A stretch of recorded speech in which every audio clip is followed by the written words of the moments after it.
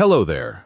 I'm Dr. Johnson's, and as a geriatrician with many years of experience caring for older adults, I've seen firsthand how important our emotional and social well-being is as we age. Today, I want to share some valuable insights that can significantly enhance your quality of life during these wonderful golden years. It's a real pleasure to connect with you on this important topic. Have you ever left someone's house feeling more drained than when you arrived? As we get older, the way we spend our time, and especially the people we spend it with, becomes incredibly important.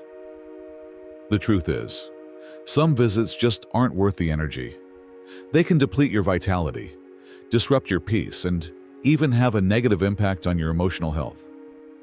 Yet, we often don't realize this until after the fact. In this video, we're going to talk about 4 types of people whose homes you might want to think twice about visiting after age 65, no matter how much free time you have. Whether it's out of habit, obligation, or a sense of politeness, many of us keep showing up at certain places without realizing the toll it's taking on our mental and emotional state. Today, we're going to break it all down so you can make better choices about where and with whom you spend your precious time.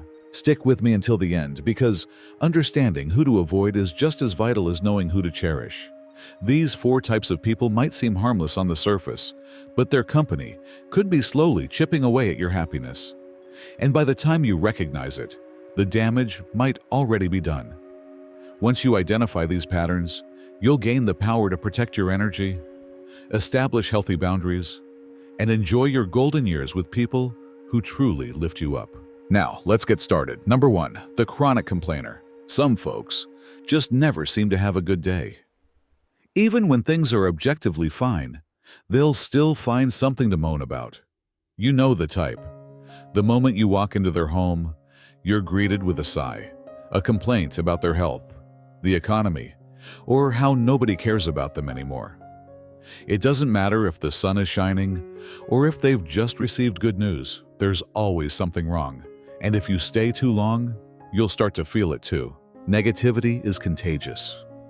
And when you spend time with someone who constantly complains, it seeps into your own mindset, whether you're aware of it or not. It's not just about hearing a few grumbles. It's the emotional weight they place on your shoulders. The longer you sit there, the more you absorb their frustration, their hopelessness, their belief that the world is against them. And when you finally leave, you might notice you feel heavier, as if you're carrying their burdens along with your own. Now, this isn't to say you should abandon friends or family who are going through tough times. Everyone faces challenges, and it's natural to offer a listening ear. But there's a real difference between someone experiencing a rough patch and someone who has made negativity their way of life. Chronic complainers don't want solutions. They want an audience. They thrive on sympathy, and they'll keep pulling you back in, visit after visit, until their problems start to feel like your own. The tricky part is, they don't always appear toxic at first. Many complainers start small, with a casual remark about a bad night's sleep, or a minor annoyance about the neighbor's dog. But before long, you're caught in a cycle of endless complaints about the unfairness of life. And no matter how much advice you offer, they never take action. You'll notice that no matter how many hours you spend listening, nothing really changes. It's the same problems, the same frustrations, over and over again. And here's something important to keep in mind. If you try to steer the conversation towards something positive, they'll resist. They might dismiss your optimism or twist it into another complaint. Try telling them about something good that happened to you, and they'll find a way to downplay it or compare it to their own misfortunes. Over time, you'll realize that every visit leaves you emotionally drained rather than refreshed. If you walk into someone's home feeling fine, but leave feeling exhausted, irritated, or even a little hopeless, it's time to reconsider those visits. After 65, your time is too valuable to be spent absorbing someone else's endless negativity. There's nothing wrong with offering kindness, but don't mistake kindness for sacrificing your peace of mind. You are not responsible for carrying the weight of another person's unwillingness to find happiness. Number 2, the manipulative user. Not everyone who welcomes you into their home does so because they genuinely enjoy your company. Some people invite you over only when they need something, and the moment you arrive, you can feel it. At first, it might seem innocent enough. Maybe they ask for a small favor, something that doesn't seem like a big deal. But over time, you begin to notice a pattern. They don't reach out just to check on you. They don't invite you over simply to chat. Instead, every visit comes with an expectation. Something they need you to do. Something they want from you. The tricky thing about manipulative people is that they rarely make their requests obvious. Instead, they disguise them in guilt, obligation, or even flattery. They'll say things like, "I don't know what I'd do without you," or "You're the only one who understands." They might talk about how lonely or helpless they feel, making you feel responsible for their happiness. And before you know it, you're fixing their leaky faucet, driving them to run errands, or spending hours doing things for them instead of enjoying your own free time. Here's the problem. These relationships aren't built on mutual respect. True friendship or a genuine family bond is about give and take, where both people support each other. But with a manipulative user, the balance is always off. You give, they take. You make time for them, they expect more. And when you start to notice that your visits leave you feeling obligated rather than appreciated, that's a sign that something isn't right. Some people might justify this by saying, well, they don't have anyone else. And that might be true. But ask yourself, if the situation were reversed, would they be there for you? If you needed help, would they drop everything to assist you the way you do for them? If the answer is no, then you have to wonder, are they really a friend or just someone using you for convenience? One of the biggest red flags of a manipulative user is how they react when you say no. If you decline a request and they make you feel guilty, disappointed, or even angry, that's a clear sign that your visits aren't about companionship. They're about control.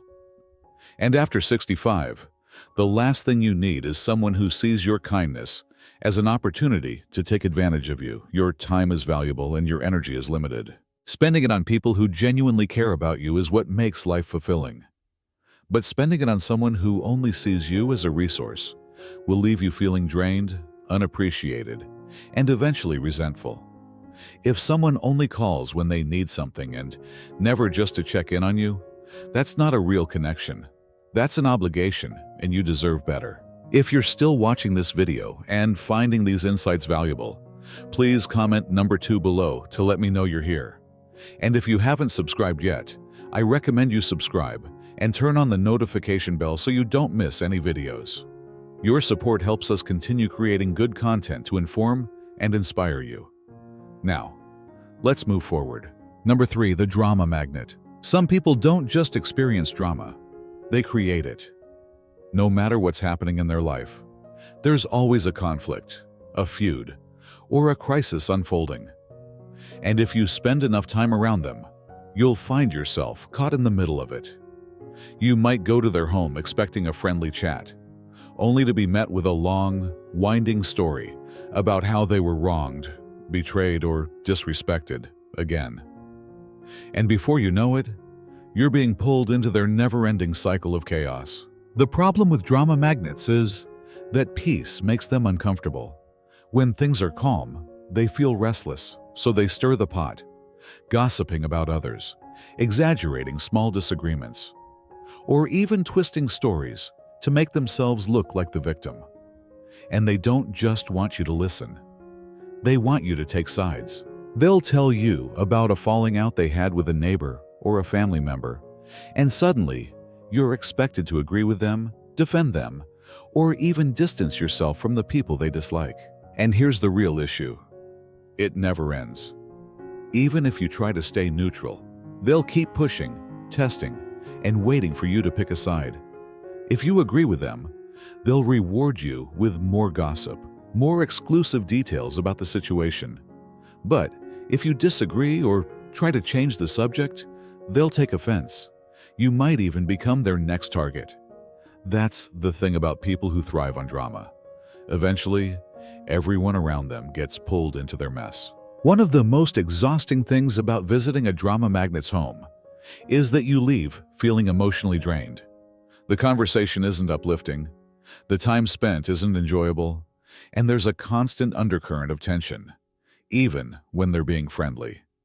And if you're not careful, their influence can start affecting your mood, your relationships, and even how you see the world. Some people mistake this for passion or excitement, thinking, well, they just have a lot going on. But real friends don't drag you into unnecessary stress. Real friends don't make you feel like you're walking on eggshells, trying not to say the wrong thing. If someone's home feels more like a battlefield than a place of comfort, ask yourself why you keep going back. The older you get, the more you realize that peace is priceless. And if someone thrives on drama at the expense of your well-being, it's okay to step away. You're not obligated to listen, participate, or take on their emotional burdens. After 65, your time should be spent with people who bring you joy, not with those who treat you like an audience for their never-ending problems. Number 4, the negative nostalgic. Some people live in the past, and not in a way that brings warmth or wisdom, but in a way that keeps them stuck in bitterness, regret, and resentment. When you visit their home, the conversation always circles back to what went wrong, who disappointed them, or how life was unfair to them. It doesn't matter how much time has passed or how much good they have in their life today. Their focus is always on what they lost, rather than what they still have. At first, it might seem like harmless reminiscing. After all, everyone enjoys talking about the past now and then. But with the negative nostalgic, it's never just about memories. It's about reliving disappointments. They'll bring up old family conflicts, past betrayals, or lost opportunities. And the more they talk, the more they sink into resentment. And here's where it affects you. No matter how positive you try to be, they will always pull the conversation back to regret. Have you ever noticed that after spending time with certain people, you start to see the world the way they do? That's the danger of spending too much time with someone who fixates on the past. Without realizing it, you might find yourself dwelling on your own regrets, your own disappointments, things you thought you had let go of years ago. And slowly, without meaning to, you begin to adopt their perspective, seeing life through the lens of what could have been, instead of what can still be. And it's not just about their own regrets. They might also try to shape your view of life. They'll tell you that things will never be as good as they used to be, that today's world has nothing to offer, that getting older only means loss. And if you let those words sink in, they can start to feel like the truth. The reality is, life changes for everyone. There are always things to be grateful for, new experiences to enjoy, and new memories to create. But the negative nostalgic doesn't see it that way. To them, the best days are gone, and they have no interest in finding joy in the present. And if you spend too much time in their home, you risk absorbing their hopelessness instead of protecting your own optimism. Now, this doesn't mean you should avoid people who have been through hardships, but there's a difference between sharing life lessons and clinging to past pain. There's a difference between honoring memories and being trapped by them.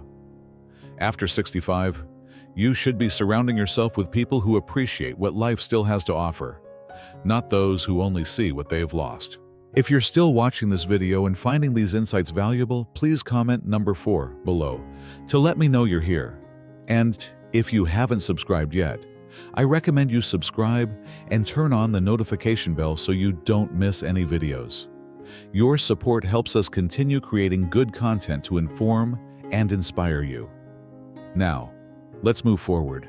Final thoughts. As we wrap up this video, take a moment to reflect on the 4 types of people we've discussed. Have you ever found yourself leaving someone's home feeling drained, frustrated, or emotionally weighed down? If so, it might be time to reconsider where and with whom you spend your time. After 65, your peace of mind is one of the most valuable things you possess, and protecting it isn't just a luxury, it's a necessity. Now, this doesn't mean you should cut people out of your life without good reason, but it does mean being mindful of the energy you allow into your space. Some visits leave you feeling uplifted, inspired, and truly connected. Others leave you exhausted, questioning yourself, or carrying emotional weight that isn't yours to bear. When you start paying attention to how you feel after spending time with someone, you'll quickly see the difference between relationships that nourish you and those that drain you. Remember, you are not responsible for fixing someone else's negativity, fueling their drama, or making up for the things they refuse to change. Your time, your energy, and your emotional well-being are just as important as anyone else's. And you deserve to spend your later years surrounded by people who bring you joy, not those who take it away. So, ask yourself, who in your life truly appreciates you? Who makes you feel valued? And whose home do you leave feeling better than when you arrived? Those are the relationships worth investing in, because at this stage in life, every moment matters, and spending them wisely will make all the difference. Thank you for joining us today. We'd love to hear from you. Leave a comment below and share one thing you learned today and how you plan to use it in your life. Your thoughts are important to us, so don't hesitate to share them. Reading your comments gives us great motivation and encouragement. If you enjoyed this video and found it helpful, please like, subscribe, and share. Your support helps us continue creating good content to inform and inspire you. Life after 65 is a precious chapter. You've earned the right to prioritize your peace and happiness. Just as you carefully choose nutritious food for your body, be selective about the company you keep. Surround yourself with people who are sunshine, not storm clouds. Your emotional well-being is just as vital as your physical health. Protect your energy, set those healthy boundaries, and make your golden years truly golden. Now, we want to hear from you. In the comments below, tell us which of these 4 types of people you've encountered and what steps you'll take to protect your peace. Don't forget to subscribe to our channel and hit the notification bell for more empowering insights to help you thrive in your senior years.